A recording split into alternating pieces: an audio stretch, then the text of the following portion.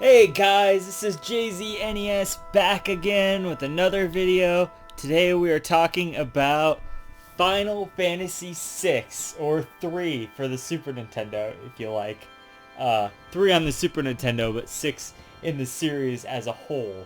And, so, yeah, this is the next Final Fantasy game. It's the one that comes right after 4. We all know that, right? I mean, obviously, there's no Final Fantasy 5. Like, we don't have to review that game, right? No, I skipped Final Fantasy 5. I played a little bit of it, just so y'all know. I don't even think I've mentioned ever that I beat Final Fantasy 4. This is a long time ago. This is like, I don't know, 5, 6, 7 years ago or something that I beat Final Fantasy 4. Long time ago. Might have mentioned it on a video or something, but, you know, I don't know. Whatever. Anyway, we're not talking about that game. We're talking about Final Fantasy 6 today. 5 wasn't that great. Here we are talking about it again. Even though I said we're not talking about it, we're going to talk about it. No, I'm done talking about Final Fantasy 5 for the most part. Today we're going to talk about Final Fantasy 6. Much better game than Final Fantasy 5. Or Final Fantasy, as the all-gen gamers would say. Today I'm going to be reviewing Final Fantasy 17 right here. So, anyway. Yeah, so Final Fantasy 6 is the most iconic of the Super Nintendo Final Fantasy games. You know, it's the one everyone always talks about other than 7. Which, you know, is the whole reason I had to play 6 and 1 and 2 and 3 and 4. And, you know, is to get to 7 so I can understand where the series grew from, you know, and I played all those other games multiple times, except for like 3 and 4 I only played once. Okay, of course you're going to come and sit here. Of course you are. I asked you, do you want to sit here? And now he wants to sit here. You know, and as we start this review, you could all already hear the epic and amazing Final Fantasy VI soundtrack. You know, that iconic tune where... Hold on.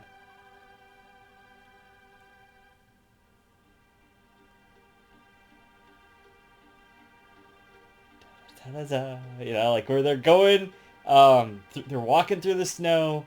It's the intro. It just hits you with it right away, you know. And I was always really floored by that, even when I hadn't played the game. Like just the music and that scene. And it's not even that like cool of a scene. It's not like even that expressive in terms of like you watching it, but the music like fills in the whole thing. It's very basic. Like they're just walking towards this town, and it's like a mode 7 kind of thing. And you're like, oh, okay, or whatever. Mode 7, right? It's not mode 6. It is mode 7. Okay, whatever. Anyway, pretty sure it's mode 7. Yeah, it's mode 7. It's just game has in spades. Mode 7 everywhere, man. But the overworld is mode 7, for fuck's sake. But, it's some really impressive graphical stuff, too. We'll talk about that in a bit here. But, yeah, just from the opening, you know kind of that this is going to be a pretty awesome game, you know? The first like so many hours or so is just like, okay, whatever, you know, like it's another RPG kind of thing.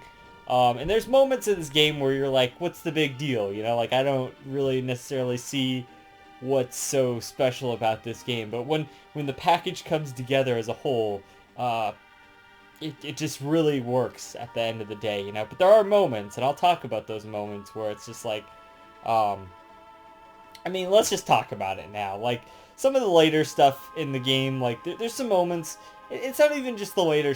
Like, the second half of the game, there's some areas and stuff that you have to do that's, like, it's not very self-explanatory, and you kind of... If you're not listening, paying attention very well, like I tend to do, you might miss that kind of stuff. Which is definitely really easy to do. Like, that's like my one main complaint with the game is just the fact that sometimes if you're not listening, and even when you are listening, the dialogue's a little, like, translated, you know, or whatever, localized, I guess you could say. It's not always very apparent what you're supposed to be doing, and that could be a lot in part due to me. My cat's blocking it here, but I got the player's guide, and that is a very helpful thing. This is the who made this one? I don't know. I thought it was like oh no, it's not Pretty or anybody. It's just infotainment books here. It's a very, very helpful guide. It's like, you know, it's just pretty cool. Very, you know, very, like fan-made kind of ish, but it doesn't feel like a fan guide. Like the Beyond the Beyond guide felt like really fan guidey, but you know, it's got some cool stuff. It's pretty specific. It helps out a lot. It's got some nice artwork and stuff. So, you know, if you can get your hands on that or any other guide, or I was watching the series on YouTube, his Let's Play, which what's his face? Phoenix Down. Yeah, spelled with an F because in this game they did that for some reason, the localization or whatever. Were Phoenix Down spelled that way in the like 1 and 2 or 1 and 4? It would be. I don't remember. I don't think they were. If they were, then like, geez, I really missed that in those games somehow. But it's pretty funny how they localized that or whatever. So anyway, yeah. So there's little moments like that in the game where it's just kind of like, where do I go? What am I supposed to be doing? Why am I supposed to be doing this? Is this like really that important to the overall picture? But, you know, when you break it down and you analyze it, which is something that sometimes I struggle with a little bit when it comes to these, like, old games and, like, stuff that you have to read between the lines with. I watched the Pro Jared review, of course, and he was talking about that, how the story is, a lot of the stuff is between the lines because of the localization and whatnot. It's just a little hard to, you know, a lot of stuff's, like, kind of in your face, but you kind of have to put the pieces together on your own to like really get the full picture of the story. And that's why after watching that review, I kind of understood better like what was going on. Before that, I was like, well, I don't really get like how everything's connecting, and I'm like, you know, the story is just like whatever. But then I realized when he was going over all the moments of the game, I'm like, yeah, there are some like really emotional and impactful moments in this game. Like, we'll hear it eventually, and I'll point it out when we get there. But the Celeste theme, like when it's playing during like the opera scene and stuff, when she's doing that in the opera scene, it's just like it's just like tear-inducing. Like seriously, I don't know what it is about that song, but just, oh my god, it's just so well done. Like the music, it really sells this game's like emotional like range like a lot. As you can hear, I mean, it's just like some of the finest music of that era. Like, okay. Now, let's back up here. Whoa, back it up here. Now, as you can see here, fuck, I always do this. Earthbound is sitting here. Now, that is a great set of music from that era. You know, you had, I mean, I'm talking RPG music mostly, and you had, like, Zelda and stuff, but that doesn't count. We're not talking about that. In terms of RPG music, this is some of the highest quality RPG music, like, on the Super Nintendo. And that's the way I did play it, was the Super Nintendo cart here. I didn't play the SNES Classic, which I probably should have done, which, excuse me, would have been a lot easier to do it that way, but nope, I went for the old school, the cartridge. There was a guy before me who had a save on there that like got corrupted somehow or something, so it's kind of like weary the whole time, is my save gonna get corrupted or whatever, which it didn't.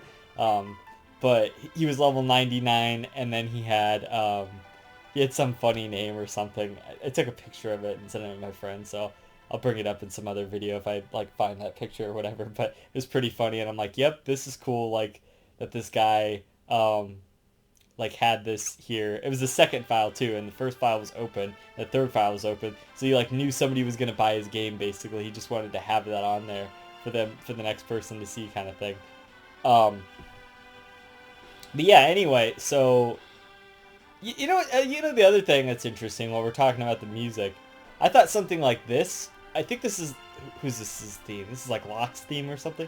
But I thought like this music was gonna be. And please forgive me. This is my first time playing the game. I get some information wrong. Don't slay me in the comments about this shit. I don't know the whole game in full. I tried my best to gather all the pieces, but if this isn't Locke's theme, don't shit down my throat about it. I'm sorry. I think it's his theme. Not sure. But anyway, so some of the music. What was I gonna say? Like, okay, so the overworld theme, which is the same theme that plays like at the beginning there, right? Like I thought like something like this was gonna be like the overworld music or something. Like I was really surprised when it was like the overworld music that's like the most iconic music from the game. That was interesting on the first set, on the first half of the game. The second half has different music or whatever, but and I'll try not to like spoil things. I'm trying to like do my best at that. Like, I don't know, I'm working on it because I just there's gonna be certain things that I might have to talk about. I don't really know. We'll skirt our way around it the best, but so yeah.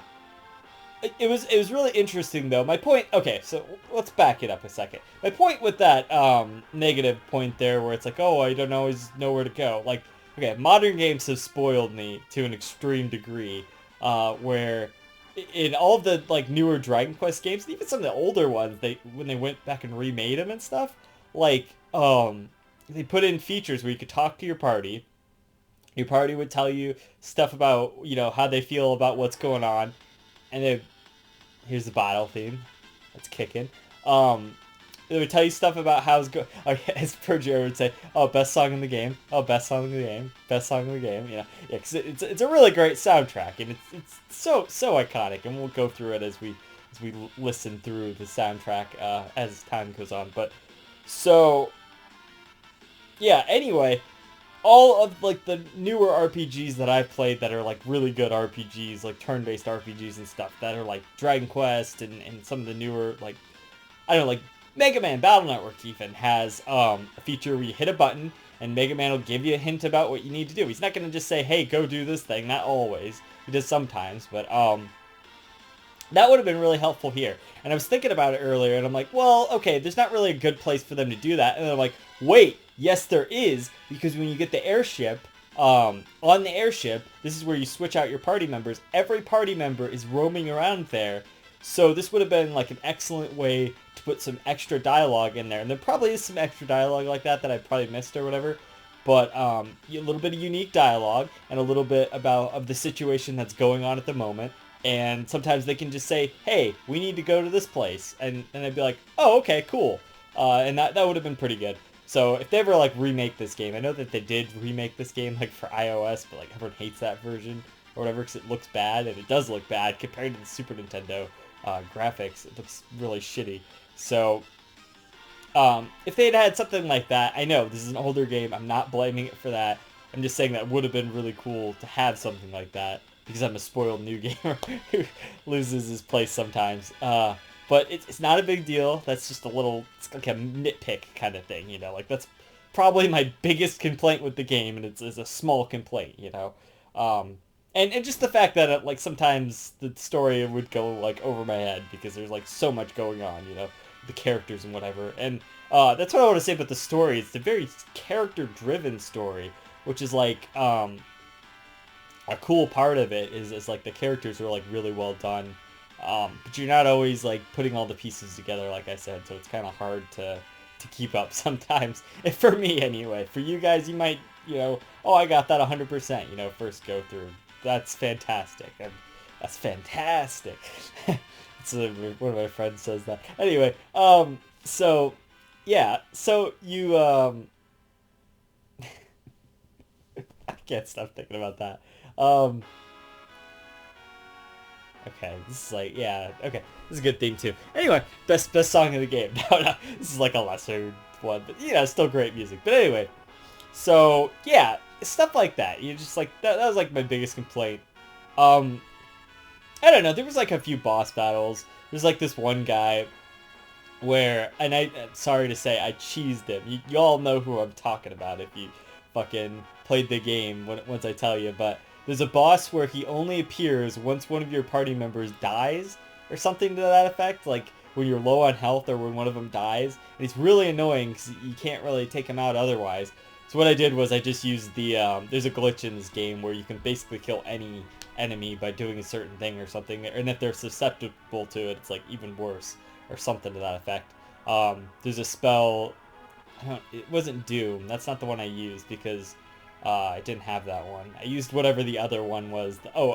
X-Zone or whatever, where it just like basically destroys or like puts them in a different dimension or whatever that shit is. So yeah, I used that on that boss, on his little two minions there, and then he just like died, because that was really annoying. But he's like one of the only ones I can think of that was like a really annoying boss. Like all the other bosses that I can remember were like super well done, as far as I'm like concerned. So they all felt really unique, and they had like good personality and whatnot. Like, you know, like the second or third boss is a giant like squid octopus thing that like follows you throughout the entire game. Like you find him at all these points later on, named Ultros or whatever, and you just see him at like all the other points, and he's always cracking some joke or something, and it's such a funny character. The game has a lot of humor in it too, and that's nice.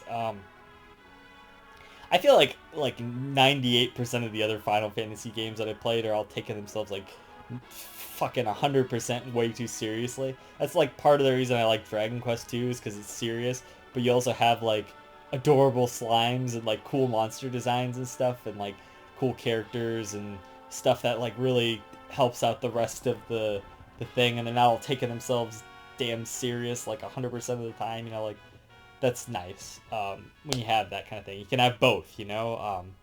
Felt like the first like five especially, the first 5 Final Fantasy games kind of took themselves a little bit too seriously.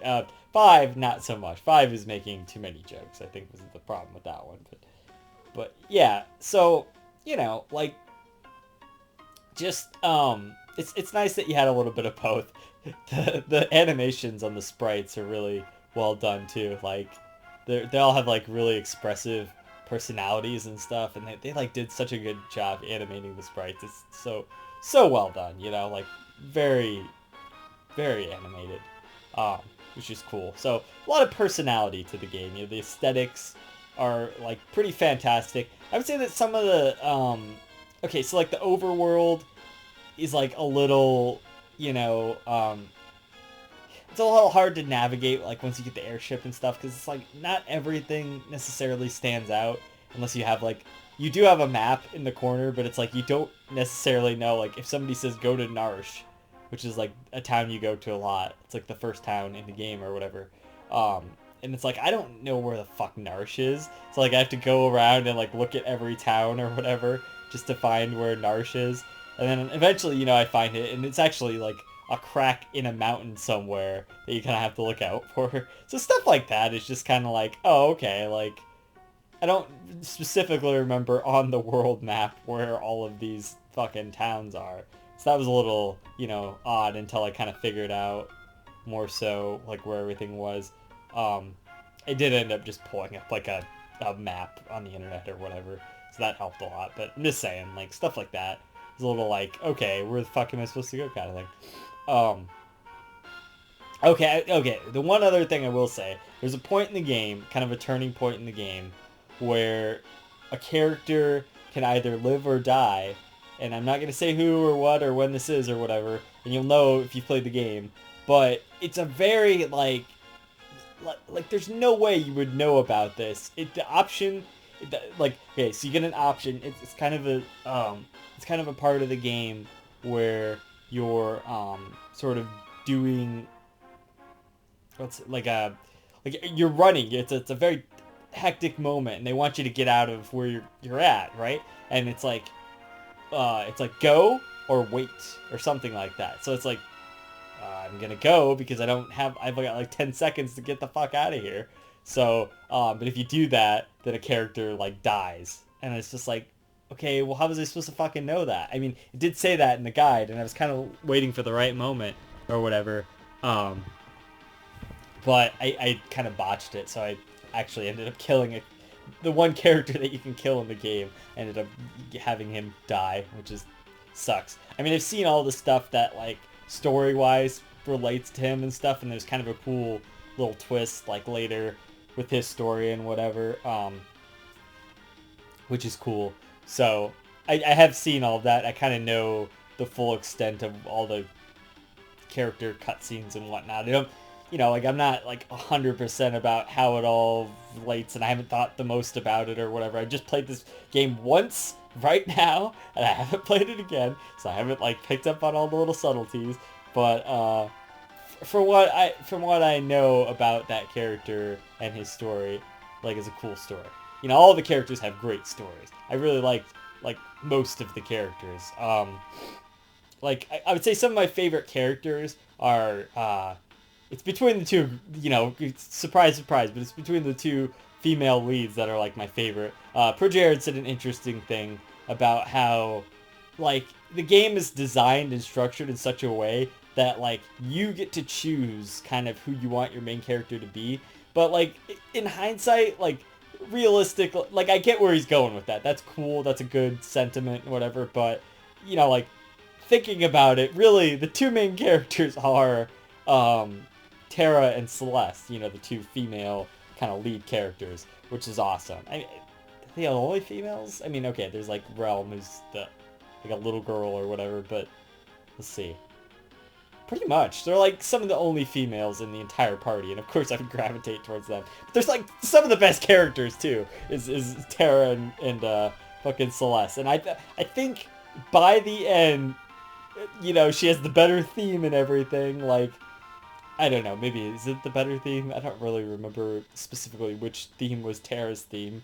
But I remember Celeste's theme, so I think maybe she just barely gets my favorite character spot. But also Terra is badass and awesome. And, you know, she's the whole reason that, like, they're able to do the espers and stuff anyway, which is awesome. So, yeah, I really like those two. My other two characters that were, like, my main people... my final party, like at the end of the game, the people who I grinded with most and got them to like level 60 before I went and fought Kefka, where everyone was like level 40 or something, like late 30s, early 40s kind of levels, was Terra, Celeste, Edgar, and an unpopular choice apparently, because nobody really likes this guy, but Cyan, who I thought was also had a really good story. I loved his story about his little family there and all that. Edgar's story was cool. I like that part where you have to like go inside his dreams or whatever. That was awesome. Apparently there's like more of those sequences that I like didn't find or something.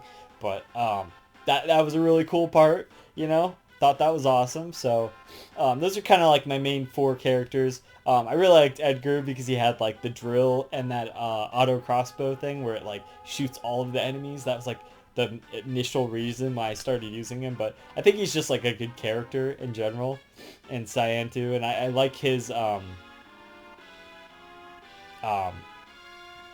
like his sword tech, kind of like I thought that was cool, and but what's cool about the game is basically, regardless of what characters you pick, you have these things called espers, right? So basically, as long as you equip those espers to a character and then like level up that character, they'll learn whatever moves that are attached to those espers. So it's kind of like a job system in a sense.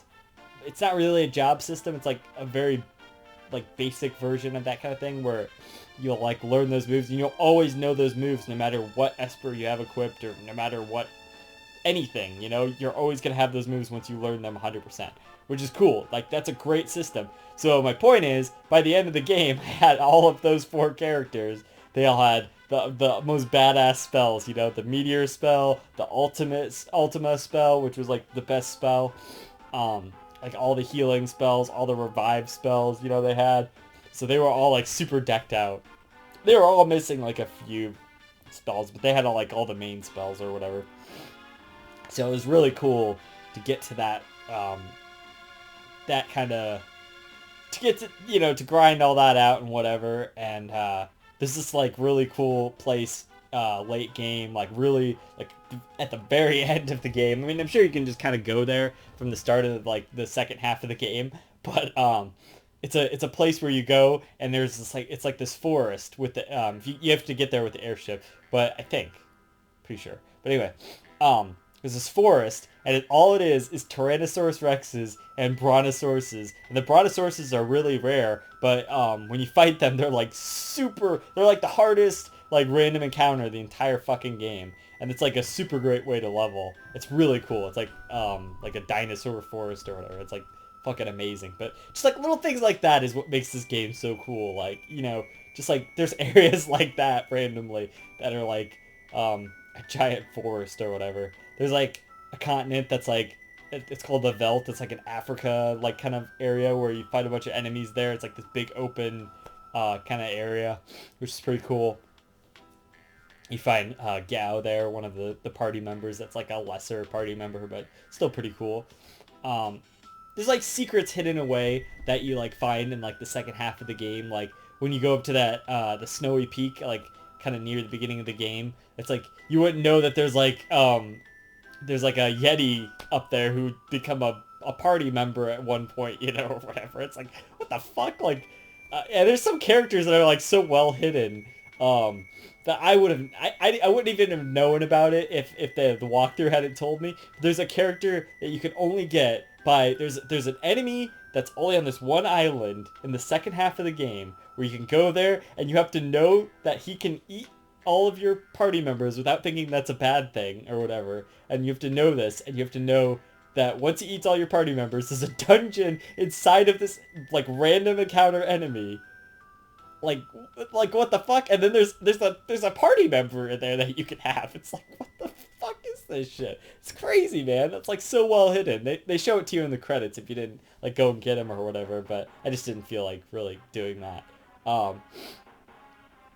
And you know, like, I don't know, like, so like the first half does such a good job of like kind of setting up the world, and you're kind of going through each of the areas, and there's even a part where you have like a branching story segment, like your party gets split up, and so you kind of get used to like the fact that you can like have different parties at one time or whatever, which actually comes in like, you know, later in the game and stuff, which is pretty cool. There's like whole dungeons later in the game where you just like split your party into 3 parties or 2 parties or whatever, and like you can go through a dungeon like that and like help each other out and stuff. It's like, it's really cool. Yeah, just stuff like that's really cool. Like the dungeons are all like really cool. They're not very long. Any of them aren't like super long or whatever, which is good. They never like overstay their welcome, so that's really cool. They're like really well done, and I felt like the random encounters were like at a fair amount. Like in Mega Man Battle Network, when you're on the net, like the first one anyway. I don't remember if, I think the second one had that too. Maybe even the third one they toned it down a bit, but like it's ridiculous the random encounter rate there. And like, I'm not saying it's a bad game or anything. Like it's a great game, but I probably talked about that in that review too, but I don't even remember.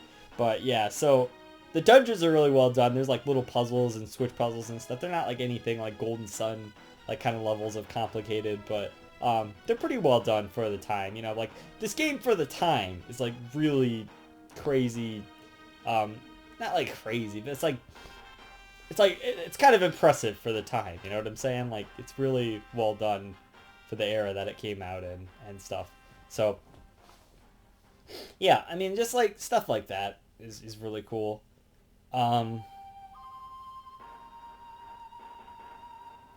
Anyway, so yeah, so like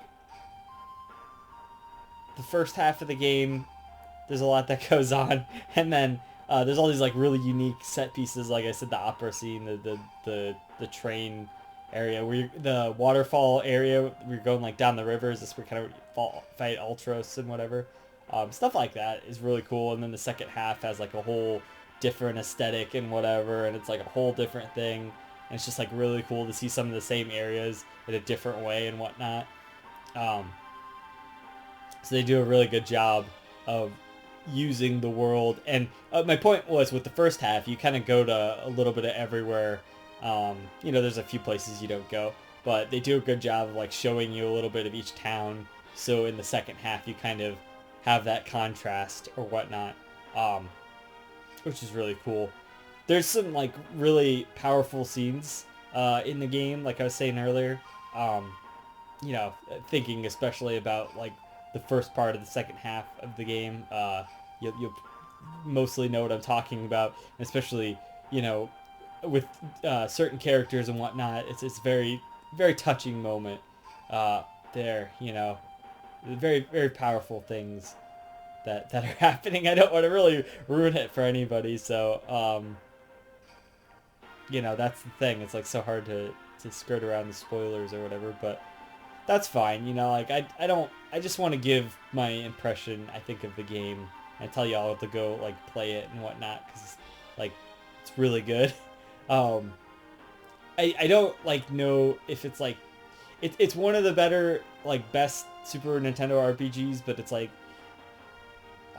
you know, like there's still ones that I like more, like Earthbound and Super Mario RPG probably, but I really can appreciate now that I've played this game, like what's so great about it and whatnot. Um, I guess I should talk about maybe some of the combat and the gameplay elements and stuff. I talked a little bit about the espers and whatnot, but like the combat is like really well done. It's really well animated. It's like each of the like all the moves like are like really cool and like very fitting to do. This is like rubbing up against me. I'm sorry. So yeah, it's like just so very awesome. Like it's such a like um it's like epic. You get to like feel, the combat system feels really good, it's standard turn-based stuff, but there's like the active waiting thing, which they've had like for like most of the games in Final Fantasy or whatever. But you have that, and then you have all your spells and stuff. It's like typical stuff, but it's just so well done that it's always fun to like do the battles and stuff. And the challenge is like the perfect challenge. It's like not too easy and it's not too hard. It's kind of hard sometimes. Like the final battle is pretty hard because there's like a lot of stages to it and stuff, which is how a proper final battle should be done. This is one of the ones for the ages, for sure. Not to give any like big spoilers or anything, but you have your big party there at the end, and it kind of reminded, I'll just say it kind of reminded me of Golden Sun, the second one, The Lost Age or whatever, how that kind of works at the end of that. Like they definitely took that from Final Fantasy VI, how that works at the end of Golden Sun, you with your full party and all that, which is really cool. And in that game especially, it's really cool because you could actually import your characters from the first Golden Sun game, which is awesome. If you like had played the first Golden Sun game, you transfer your characters up and your Jins and all that, so that's fucking awesome. But okay, I should talk about that sometime. We should do those games. But like you can definitely see the influence of this game on like later games a lot. Like Dragon Quest XI especially just felt like kind of a remake of this game for the Dragon Quest series. Like I don't know if the Dragon Quest games ever really did anything like this. I guess the closest would be like 5 or something, which isn't even like the most similar to this, but I guess like 8 kind of did that a little bit too. But yeah, I don't know. So like, but this game is very influential to later RPGs, and it was kind of, I feel like, I mean, I was there, but I wasn't playing this game back then. But I feel like this must have been kind of like a game changer for RPGs at the time. Like it's just that kind of like impressive at times. And I don't want to overhype it or anything because I was definitely overhyped going in. I don't know if the game was necessarily what I expected it to be. It probably wasn't what I expected it to be. It's probably way better than I expected it to be, honestly. Not to overhype it, like I said, but I didn't really know what to expect. I kind of figured, oh, this is going to be another Final Fantasy game, like Final Fantasy IV and whatnot, which is like a game I didn't really connect with a whole lot. But this is a game where I really connected with this game on a lot of levels. There were some parts that were some like down moments where I was just kind of like, okay, we're going through the paces here, going through the motions. I don't really see how this connects to everything, but I will say in the end it all does connect, which is awesome. But yeah, sorry, I was talking about the gameplay. Let's see. So, your typical leveling system and stuff, and you get armor and items and stuff. The cool thing is there's these relics that also kind of give little things like, one of them will cast a certain thing when lots of them cast little things when your HP is low or whatever, or there's one that like lets you hold 2 weapons and that kind of stuff. Like that's cool, stuff like that. There's one that actually lets you hold 1 weapon with the double strength of if you 2-hand it, you get double strength, that kind of thing. Bunch of stuff like that. They'll protect you from like status effects and stuff like that. That gets really annoying in this game, especially the imp status effect is like just bonkers bad for you, because like you can still attack, but you can't use any of your magic or any of that stuff. It's like, you know, lots of petrify stuff and like turn you to stone and all that. Like that's those are hardcore status effects that like really hurt when you get them used on you. So, but what's this? Huh. But anyway, oh, this is the ghost train. Cool. So yeah, like so yeah, that's cool. A lot of the equipment is really cool too. Like there's a lot of like kind of elemental equipment, and there's like a lot of like there's a, it's not the Ultima blade, but it's the Ultima blade with an A. That's a really good weapon for Terra.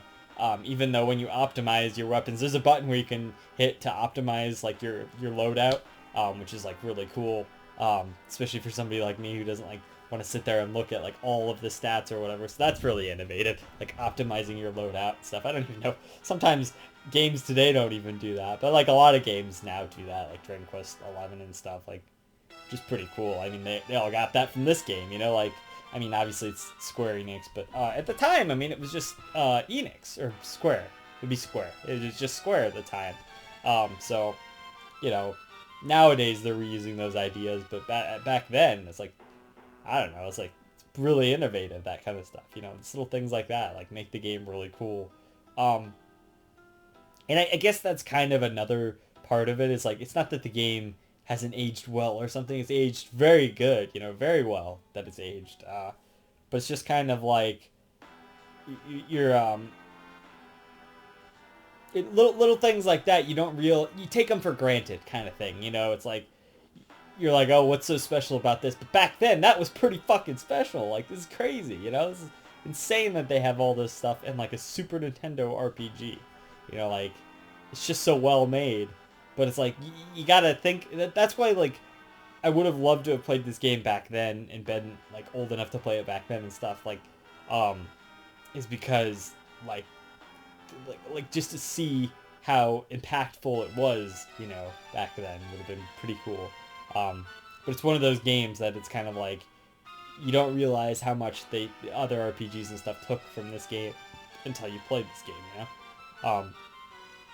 Which is super cool, you know, it's very innovative and whatnot, like I've been saying. So, yeah, so that's awesome. The music is amazing. I know I've talked about it a little bit here, but I want to reiterate that the music is fucking, like, one of the best soundtracks, like, probably of RPGs, but, like, definitely Super Nintendo RPGs. But like I said, it's like, there's so many other great Super Nintendo RPG soundtracks out there. You know what? Fuck this. Let's just... Well, okay, this is the Velt. This is pretty good. You know, like, you get to the whole thing. Let's, there's a lot of songs. Let's get to some of the better songs here. Like, not that these aren't great, that we've heard so far, but, let's see if we can get to some of the iconic stuff, you know? That's pretty iconic. But, you know, you have all these, like, really amazing, here we go. Yeah, this is the, like, one of the best. This is the best song in the game, as Fairchair would say.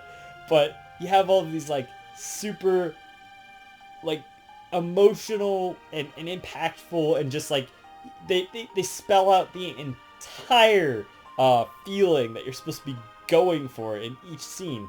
And it really just, like, sells these scenes of these, like, 16-bit characters that, like, you know, you wouldn't feel shit for sometimes in, like, some of the older games and whatnot. It's like, but just the way the music is done, it really sells these scenes. You know what I'm saying? It's like, that's how the story comes. The story's good. It comes together with the music and the animation and the cutscenes and the graphics, which are, like, fucking awesome.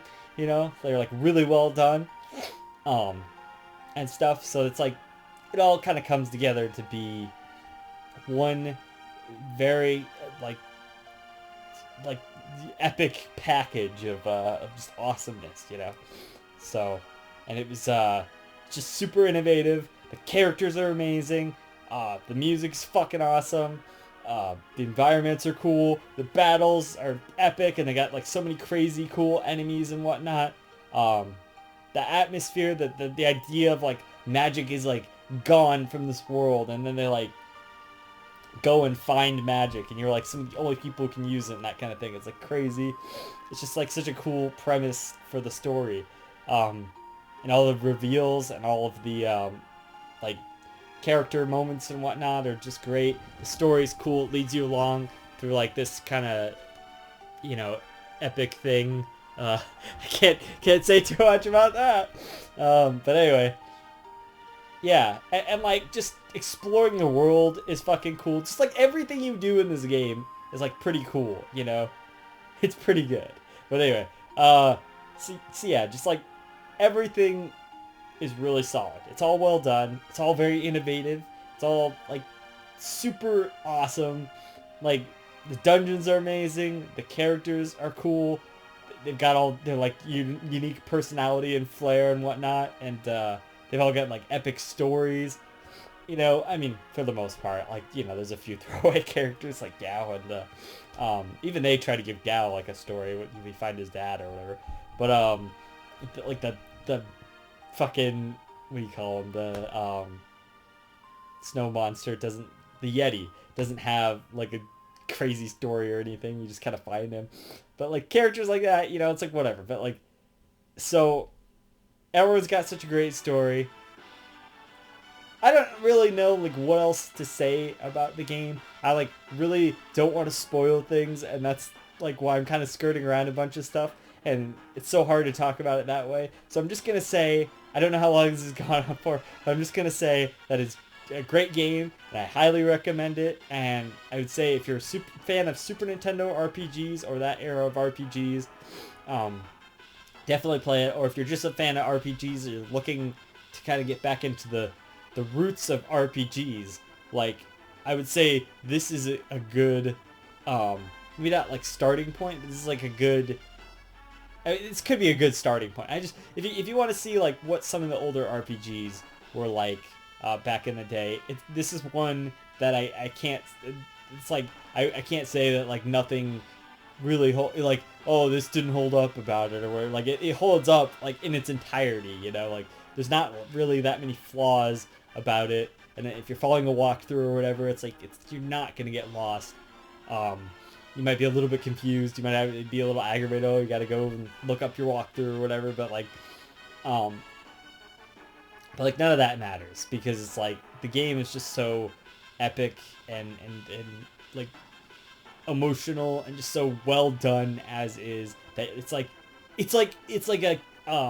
a milestone in RPG history, where you kind of like have to play this in order to like understand the history of RPGs. You know what I'm saying? Like, you know, there's like games like Dragon Quest 1, and then like Dragon Quest like 5. You know, I think 5 came out after this, but like then you have Final Fantasy 6, and it's like, you know, any of the other Final Fantasies, I would say you could skip all of them until this point. Like, this is the one. Like, if you want to go in order, whatever, that's fine. But, like, some of the older ones aren't as great. Like, up until this point, like, okay, so, like, this is, like, the first Final Fantasy game where I'm like, you, like, actually have to play this game. Like, you must play this one if you're gonna play Final Fantasy, you know? Like, and I don't know. I haven't played the rest of the Final Fantasy games. I'm looking to get to 7 next. That's kind of why I played this one, but, like, it's kind of like a required RPG for the era. You know, if you're interested in that era and you haven't played it, like myself, then you should go and play it. You should play Earthbound, too. You should play Super Mario RPG. That's another great RPG from that era. There's still RPGs from that era I still need to play, like Illusion of Gaia. I don't know if that'll even hold a candle to this, but, you know, like, hey, maybe that'll be a great RPG. Who knows? I don't know. So, but yeah. So, you know, you just, it's a really great game, and I would say it's definitely like you gotta play it kind of thing. Highly recommended. I'm gonna give it like an 8.8 out of 10. you know, just because it's like top tier, but it's like not like my favorite RPG of all time or anything, but it's like still a really good RPG. It's really solid. Um, but you know, like it's great. It's epic. It's fantastic. It's fantastic. As my friend would say. But here, give me a second here. This like shut off. Oh my god. Whatever. Let's just end it without the fucking music. God damn it. All right. It's fantastic. You gotta play it. You gotta play it. It's really good. All right. So go out there. You play yourself some Final Fantasy 6, 3, whatever. Skip 5 because 5's the worst one so far. I think maybe other than 2. 2 was pretty bad. I guess so. Play 5 because or don't play 5. Play 6. Just play Final Fantasy 6. It's good. It's amazing. 8.8 out of 10. Cool. I'm going to play Super Mario Galaxy next. Or, well, I guess the next game will probably be Mega Man Battle Network 3 is because I'm doing those intermittently. So that'll be fun to do because that's one of my favorite games, like, of all time. But this was a great one. And I'm really glad that I got it off of my, belt, monkey off my back kind of thing. But anyways, until next time, this has been JZNES saying stick around for more reviews, underrated games, keep it classic, and I'll see you guys in the next one. JZ out.